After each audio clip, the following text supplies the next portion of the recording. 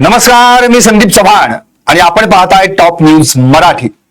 आताची सर्वात मोठी बातमी, सर्वात मोठी ब्रेकिंग न्यूज म्हणजे मराठा आंदोलक मनोज जरांगे यांनी उपोषण थांबवण्याची घोषणा केली आहे। आज त्यांनी 5व्या दिवशी मुख्यमंत्र्यांना अल्टिमेटम दिला होता की संध्याकाळपर्यंत आमच्या या मराठ्यांच्या मागण्या मान्य करा आणि जी सगळे सोयऱ्यांची जी काही भूमिका आहे ती मान्य करून आम्हाला ओबीसीतून आरक्षण द्या। पण या मागणीला आतापर्यंत सरकारनं काहीही प्रतिसाद दिला नाही।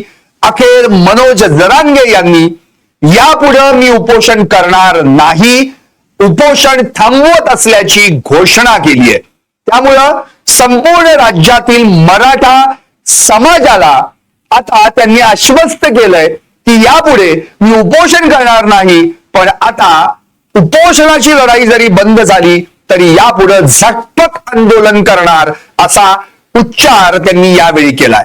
अर्थात मनोज जरांगे यांचं हे उपोषणाचा जे काही भूमिका त्यांनी घेतली होती, आंदोलनाला सुरुवात केली होती, त्याचा 5वा दिवस होता। काल मध्यरात्रीच त्यांची प्रकृती खालावली होती, म्हणून त्यांना रात्री 1:30 वाजता सलाईन देखील लावण्यात आलं। शिवाय आज सकाळी देखील त्यांना या ठिकाणी सलाईन लावण्यात आलं, त्यांना खूप त्रास देखील होत होता। एकंदरीत या सगळ्या प्रकरणामध्ये भले त्यांची आमदारांनी किंवा आणखी काही मोठ्या नेत्यांनी भेट घेतली असली तरी देवेंद्र फडणवीस यांच्याकडून असं काही ठोस उत्तर किंवा ठोस प्रतिसाद त्यांना मिळाला नाही। सगळे सोयऱ्यांचा अध्यादेश जारी करण्यासंदर्भात त्यांनी केलेली जी प्रमुख मागणी होती त्या मागणीला केळाची टोपली दाखवण्यात आली आणि त्यामुळेच यापुढे मी आता उपोषण करणार नाही या निर्णयावर जरांगे येऊन ठेपले। जरांगेने हेही स्पष्ट केलेलं आहे, उद्या सकाळी मी इतर उपोषणकर्त्यांशी आणि समाजाशी बोलून पुढचा निर्णय घेईन, पण कदाचित उद्या दुपारपर्यंत किंवा आज मध्यरात्रीच ते उपोषण यापुढे करणार नाही आणि उपोषण थांबवत असल्याची घोषणा करू शकतील, असं स्पष्टपणे त्यांनी त्यांच्या प्रसार माध्यमांना दिलेल्या मुलाखतीत म्हटलेलं आहे। एकंदरीतच मनोज जरांगे यांचा हा संघर्ष केवळ काल परवापासूनचा नव्हे तर आतापर्यंत आपण पाहतोय, गेली अनेक दिवसांपासून गेली 2.25 वर्ष जरांगे उपोषणाच्या माध्यमातून मराठा समाजाच्या आरक्षणाविषयीचं आंदोलन करत होते। या दरम्यान त्यांनी महाराष्ट्रातले संपूर्ण जिल्हे पिंजून काढले, वेगवेगळ्या ठिकाणी जाऊन आंदोलनं केली, इव्हन मुंबईला देखील जाण्याची त्यांनी धडक मोहीम राबवली, अगदी वाशीपर्यंत ते जाऊन पोहोचले आणि तत्कालीन सरकारमध्ये मुख्यमंत्री एकनाथ शिंदे असताना काही प्रमाणातल्या मागण्या देखील त्यांच्या मान्य करण्यात आल्या। पण यावेळी मात्र देवेंद्र फडणवीस यांच्यावर त्यांनी फार मोठं टीकास्त्र सोडलं। देवेंद्र फडणवीस आमच्याशी बेईमानी करतील, गद्दारी करतील असं वाटलं नव्हतं। फडणवीसांनी बेईमानी केली आहे अशी टीका या ठिकाणी मनोज जरांगे यांनी फडणवीसांवर केली आहे। इतकंच नव्हे तर त्यांनी स्पष्टपणे म्हटलंय की तुमचे जे काही आनंद जो तुम्हाला मिळालेला आहे आम्हाला आरक्षण न देण्याचा, तो आनंद जास्त काळ टिकणार नाही, या आनंदावर लवकरात लवकर विरजण पडेल असं देखील जरांगेंनी म्हटलेलं आहे। एकंदरीतच आम्हाला वेड्यात काढण्याचं काम आतापर्यंत सुरू होतं आणि जोपर्यंत याचा अर्थ फडणवीस गप्प बसलेत म्हणजे त्यांना मराठ्यांविषयी प्रचंड द्वेष आहे असं देखील जरांगेंनी यावेळी म्हटलं। मुळातच जरांगेंनी ज्या ताकदीनं पुन्हा एकदा उपोषणाला सुरुवात केली, पण त्या उपोषणाच्या अखेरपर्यंतच्या लढाईत आता त्यांनी ठरवलं की आता उपोषण करून काही फायदा होणार नाही, उपोषणाने आपल्या हातात काही पडत नाही हे सिद्ध झालेलं आहे। त्यामुळे यापुढे आता झटपट आंदोलनाची लढाई आपण करणार आहोत आणि हे सगळं करताना त्यांनी एक संदर्भ देखील दिला, तो म्हणजे संतोष देशमुख यांच्या हत्या प्रकरणाचा, आणि ती लढाई मात्र आपली कायम चालू राहील, ती अजिबात मागे पडून देणार नाही आणि हा देखील मुद्दा कदाचित या उपोषणासाठी, उपोषण थांबण्यासाठी कदाचित महत्वाचा ठरलाय असंच एकंदरीत यावरून दिसून येतं। जरांगेंसोबत बरेचसे जण अंतरवाली सराटीमध्ये आंदोलनाला बसले होते, उपोषणाला बसले होते, काही जणांची प्रकृती देखील खालावली होती, स्वतः जरांगेंची प्रकृती खालावली होती। आपल्याला आठवतंय अगदी 15-15, 16-16 दिवस जरांगे उपोषण करत होते. याच्या आधी त्यांनी केलेलं आहे 8 दिवस उपोषण, अशी 7 वेळा ते आता यावेळी 7व्यांदा उपोषणाला बसले. याआधी 2.25 वर्षामध्ये आपण त्यांची 6 उपोषणं पाहिली. संपूर्ण महाराष्ट्रातल्या मराठ्यांना एकवटून त्यांनी एक अशी शक्ती उभी केली, ज्या शक्तीच्या माध्यमातून त्यांनी जन आंदोलनाची चळवळ उभी केली आणि मराठा आरक्षणासाठी त्यांनी ही लढाई सुरू केली. त्यांच्याकडे प्रमुख हत्यार होतं या लढाईचं, ते म्हणजे त्यांचं स्वतःचं उपोषण. आणि अंतरवाली सराटीमध्ये त्यांनी एक हाक मारली की शेकडो लाखो जण त्या ठिकाणी यायचे. इव्हन आपल्याला आठवत असेल, त्यांनी जेव्हा सुरुवातीला उपोषण करायला सुरुवात केली त्या उपोषणाच्या दरम्यान मंत्र्यांचं शिष्टमंडळ अक्षरशः अंतरवाली सराटीत तळ ठोकून असायचं. प्रत्येक वेळी ज्या वेळी जरांगे उपोषणाला बसले त्यावेळी एकनाथ शिंदे सरकारच्या मधील शिष्टमंडळ, मंत्र्यांचं शिष्टमंडळ असो, रिटायर्ड जज असो, त्यांच्या भेटीला जायचे. विरोधी पक्षाचे आमदार खासदार असतील ते देखील त्यांच्या भेटीला जायचे. संपूर्ण मागचं 2.25 वर्ष म्हणजे 2.5 वर्ष जर आता आपण पाहिली एकनाथ शिंदेच्या कार्यकाळातली, तर त्यातली अगदी 1.5 वर्ष जरी पाहिलं तर 100% मनोज जरांगे यांचं आंदोलनच आपल्याला पाहायला मिळालं. जणू काही सरकारपुढे फार मोठा पेच हा उभा राहिला होता. शेवटी मराठा आरक्षणाला 10% मंजुरी देण्यात आली आणि त्यासाठी विशेष अधिवेशन देखील बोलावण्यात आलं. पण त्याच्यावर देखील जरांगेंनी स्पष्ट केलं की आम्हाला असं आरक्षण नकोय, आम्हाला आमच्या मागण्या, मग हैदराबाद गॅझेट लागू करा, सातारा गॅझेट लागू करा, आणखी सगळे सोयरे जो आहे आदेश त्याची अंमलबजावणी करा आणि आम्हाला ओबीसीतून आरक्षण द्या. या प्रमुख मागण्या जरांगेंच्या होत्या. त्या मागण्या त्यांनी शेवटपर्यंत लावून धरण्याचा प्रयत्न केला.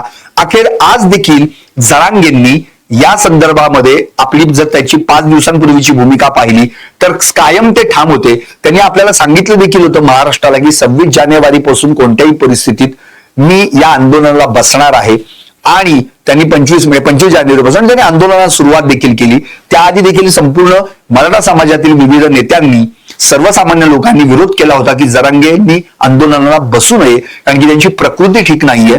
कारण की याआधी नेमकं जे संतोष देशमुख हत्या प्रकरण घडलं त्यामध्ये जे जनाक्रोश मोर्चे निघाले त्यावेळी देखील जरांगे आपली तब्येत ठीक नसताना देखील त्या मोर्चामध्ये सामील व्हायचे, त्या ठिकाणी जायचे आणि त्या ठिकाणी भाषण देखील करायचे. अक्षरशः काही वेळा ते होलपटल्यासारखे देखील आपल्याला पाहायला मिळाले.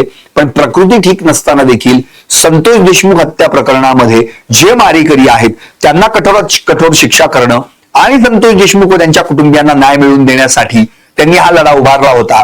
अनेक ठिकाणी अनेक मोर्चांमध्ये, आंदोलनामध्ये ते सहभागी झाले, अगदी पुण्यापर्यंत ते येऊन ठेपले. पण एवढं सगळं केल्यानंतर देखील त्यांची मराठा आरक्षणाची भूमिका कायम होती.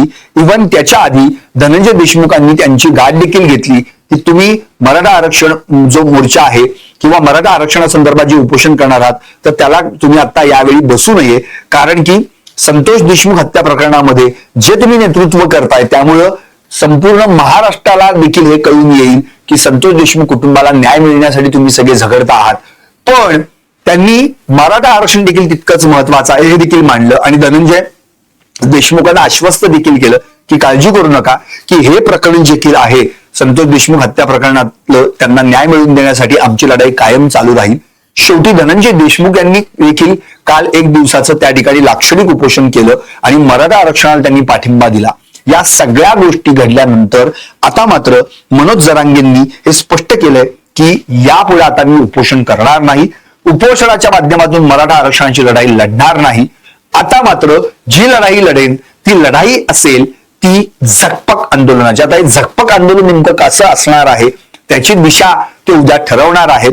आणि यावेळी त्यांनी देवेंद्र फडणवीसांवर प्रचंड घणाघात घातलेला आहे, घणाघाती टीका केलेली आहे. त्यांनी स्पष्टपणे देवेंद्र फडणवीस यांना गद्दार, बेईमान असं संबोधलेलं आहे. देवेंद्र फडणवीसांनी मराठ्यांची बेईमानी केली, गद्दारी केली, आम्हाला वेड्यात काढलं, आम्हाला झुलवत ठेवलं, आम्हाला आंदोलन दिलं नाही, आम्ही अल्टिमेटम देऊन आम्हाला म्हणजे आरक्षण दिलं नाही, आम्ही अल्टिमेटम देऊन सुद्धा त्या आम्हाला भेटायला आले नाहीत किंवा त्यांचं शिष्टमंडळ किंवा सरकारतर्फे कुणी आम्हाला भेटायला आलं नाही. आणि दुसरी गोष्ट म्हणजे जे काही मराठा आंदोलक माझ्यासोबत उपोषण करते म्हणून बसले होते त्यांची देखील अत्यंत आबाळ झाली. स्ट्रेचर नव्हते, इतकी वाईट परिस्थिती होती, अँब्युलन्स नव्हती, काही जणांची प्रकृती खालावली होती. पण या सगळ्या प्रकरणामध्ये आता त्यांनी स्पष्टपणे म्हटलंय की यापुढे मी आता उपोषणाच्या माध्यमातून मराठा आरक्षणाची लढाई लढणार नाही, तर झकपक आंदोलन करेन आणि याबाबत समाजाशी उपोषणकर्त्यांशी चर्चा करून लवकर काय तो निर्णय जाहीर करेन. पण आज जरांगेंचा संयम संपला. त्यांनी स्पष्टपणे हे क्लिअर केलं की आता कदाचित आपल्याला उपोषणाच्या माध्यमातून ही लढाई जिंकता येणार नाही, यासाठी आपल्याला आंदोलनाचा वेगळा पवित्रा घ्यावा लागेल.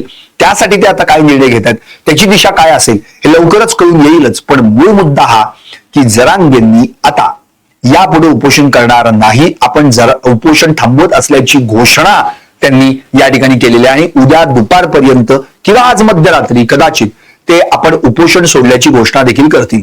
त्यांनी एवढंही स्पष्ट म्हटलं की जर मी आता सलाईन लावलेले आहे तर सलाईन लावलंय तर आता उपोषण राहीलच कुठे. त्यामुळे त्यांनी एवढं स्पष्ट केलेलं आहे की यापुढे जी काही लढाई लढायची आहे ती लढाई आता झकपक आंदोलनाच्या माध्यमातून समाजाची असेल आणि त्या माध्यमातून मराठा आरक्षण मिळवून देण्यासाठी प्रयत्न होतील. मराठा समाजाचे डोळे उघडलेले आहेत.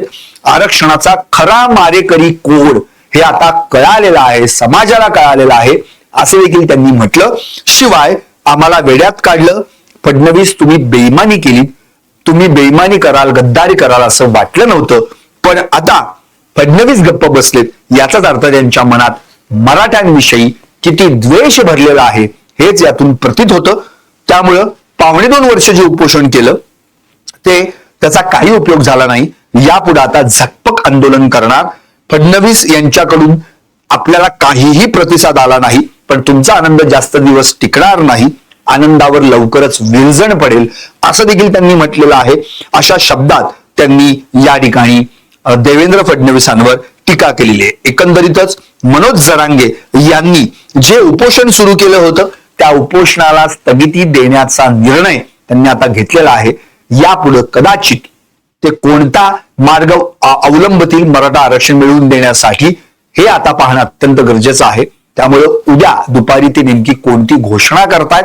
भले मराठा आरक्षण उपोषणाच्या लढाईच्या माध्यमातून ते मागणार नाहीत, पण यासाठी आणखी कोणता वेगळा लढा उभारणार आहेत का, या सगळ्याच प्रश्नांची उत्तरं कदाचित उद्या हे प्रसार माध्यमांसमोर देतील आणि सरकारला आपल्या आंदोलनाची पुढची भूमिका काय असेल हे देखील कळवतील. पाहत राहा टॉप न्यूज मराठी, आपला महाराष्ट्र आपली बातमी.